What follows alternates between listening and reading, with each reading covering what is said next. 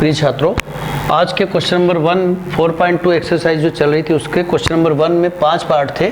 उसमें से हम आज 4th पार्ट करने वाले। ये 3rd पार्ट आपको स्क्वायर रूट वाला, वर्गमूल वाला आपको मैंने पिछली बार करवाया था, जो काफ़ी अच्छा लगा होगा आपको। उसको वापस से प्रैक्टिस करें, क्योंकि ये जब पेपर थोड़ा सा कठिन आता है तो इस टाइप के क्वेश्चंस भी बोर्ड में अक्सर आ जाया करते हैं। ठीक है, अब यहाँ जैसे इसमें हम देख रहे हैं कि इसमें भी कुछ एक नई बात है, 1/, आ गया तो 1/8 आ रहा है। तो इसको हम सबसे पहला कार्य, तो मैंने आपको कहा था कि फैक्टराइजेशन मेथड के लिए 2 कार्य करना है। सबसे पहला काम तो आपको स्टैंडर्ड फॉर्म में चेंज करना है, ax² + bx + c फॉर्म में। तो यहाँ हम देख रहे हैं कि 1/8 को हम चेंज कैसे करेंगे, देखिए आप 2x² - x + 1/8 = 0। ठीक है, ये 4th पार्ट ले रहे हैं हम। यूँ समझिए कि 1 में यहाँ भी 1, इन सब का LCM लेना बेटर रहेगा। ठीक है, LCM लेकर के आप 8 देखेंगे। 1 का डिवाइड 8 में किया 8 टाइम्स, 8 का मल्टीप्लाई 2 से करेंगे तो 16x²। फिर 1 का डिवाइड 8 में करेंगे 8 टाइम्स, 8 बार गया, और 8 का मल्टीप्लाई जब 1 से करेंगे तो 8x हो जाएगा। 8 का डिवाइड जब 8 में करेंगे तो 1 टाइम होगा, और 1 का गुणा ही अगर 1 से करेंगे तो ये हो जाएगा 0। ठीक है, 1। ठीक है ना, फिर से LCM 8 हुआ। इसके बाद आप समझ ही रहे हैं 8x, 8 का मल्टीप्लाई 2 से किया 16x², 8x और प्लस 1 = 0। क्रॉस मल्टीप्लाई अगर करते हैं तो 8 का मल्टीप्लाई 0 होने से 0 बन जाएगा, और इधर 1 होने से सेम आएगा =0।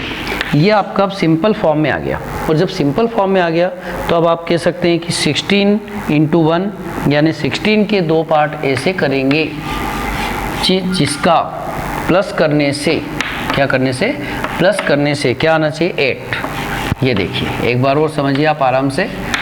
इन दोनों का मल्टीप्लाई किया 16 आया।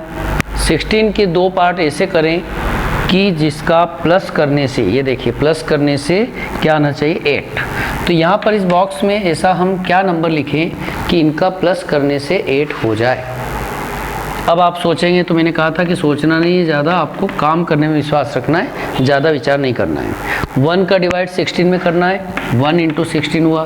क्या 1 और 16 से 8 आ रहा है? नहीं। 2 का डिवाइड 16 में हुआ 8 टाइम्स, क्या 2 और 8 लेने से 8 आ रहा है? नहीं। 3 से डिवाइड ही नहीं होता है।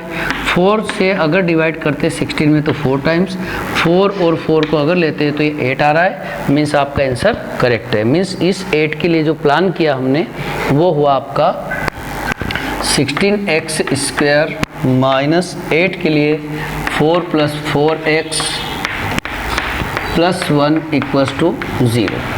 ओके, इस प्रकार से 16x² माइनस साइन जब भी ब्रैकेट के बाहर आता है तो अंदर का साइन आपको चेंज कर देना है। तो -4x +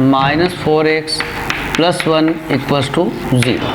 इन दोनों में कॉमन के बारे में आपको मैंने बताया था कि x तो कॉमन होता ही है, साथ में कुछ नंबर भी कॉमन हो सकते हैं। तो जैसे x तो कॉमन है, साथ में हम देख रहे हैं कि 4 भी कॉमन है, तो हम कहेंगे कि 4x कॉमन है। अब आपके मन में प्रश्न आ रहा है कि 4 ही कॉमन क्यों लिया, 2 भी कॉमन हो सकता है, पर आपको बड़े से बड़ा नंबर कॉमन लेना है, मैक्सिमम नंबर कॉमन लेना है। जैसे 4 कॉमन है क्योंकि 4 का डिवाइड दोनों में होता है, 2 का भी होता है, बट आपको बड़ा नंबर कॉमन लेना है। तो 4 कॉमन हुआ, और साथ में x भी कॉमन लिया। x कितनी बार है? 2 बार, इसलिए एक x बचेगा। और 4 का डिवाइड जब 16 में हुआ था तब एक 4 और बचेगा, यानी कि 4x। ये 4 बाहर हो चुका है, x भी हो गया, इसलिए कुछ नहीं बचा, यानी कि 1। ओके, यहाँ पर माइनस साइन अगर है तो माइनस ही कॉमन लेना है। और एक बात और नई बात है यहाँ पर कि जब कभी कुछ भी कॉमन नहीं होता है तो ऐसे में हम विचार करते हैं कि कुछ भी कॉमन नहीं आ रहा है, कुछ भी कॉमन नहीं है तो 1 हमेशा कॉमन लेना है। यहाँ 1 कॉमन, अगर 1 कॉमन लेते तो ये 4x, और माइनस कॉमन होने से नेक्स्ट साइन आपका चेंज हो जाएगा, मीन्स -1 = 0। अगेन ये दोनों फैक्टर्स कॉमन आ रहे हैं।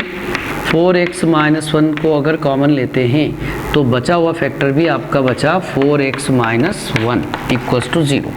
तो कभी कभी किसी क्वेश्चन में ऐसा भी होता है कि दोनों फैक्टर सेम आ रहे हैं, इसका मतलब दोनों रूट से भी कैसे आ रहे हैं, सेम आ सकते हैं, दोनों इक्वल आ सकते हैं, इसमें कोई परेशानी की बात नहीं है।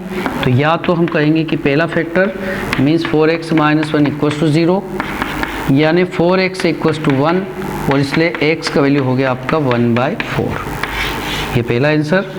इसी प्रकार से सेकंड आंसर भी सेम आएगा क्योंकि दोनों फैक्टर्स कैसे हैं, सेम हैं। तो 4x - 1 = 0, 4x = 1 और इसलिए x का आंसर हो गया आपका 1/4। ठीक है, तो दोनों आंसर आपके 1/4 आएंगे। इसको आप चेक करना चाहें तो इसमें हम अगर पुट करेंगे तो निश्चित रूप से इसमें या इस इक्वेशन में यहाँ भी आप पुट करेंगे तो ये निश्चित रूप से 1/4 इसको सेटिस्फाइड करता है। ओके, तो इस प्रकार से आप फैक्टर मेथड को बड़े अच्छे से कर सकते हैं। ये काफ़ी आपको आगे भी यानी 12th तक भी आपको ये काम आती है। और अगर एग्जाम में कुछ भी लिखा हुआ नहीं है कि सॉल्व द क्वाड्रेटिक इक्वेशन, वर्ग समीकरण या द्विघाती समीकरण को हल कीजिए, तो आपको जो मेथड अच्छा लगता है वो करें। तो अभी तक हमने फैक्टराइजेशन मेथड सीखा है। नेक्स्ट क्लास से हम फार्मूला मेथड सीखेंगे, द्विघाती समीकरण को हल करने का सूत्र विधि यानी कि फार्मूला मेथड सीखना है जो श्रीधराचार्य के द्वारा दिया गया था। ठीक है, थैंक यू।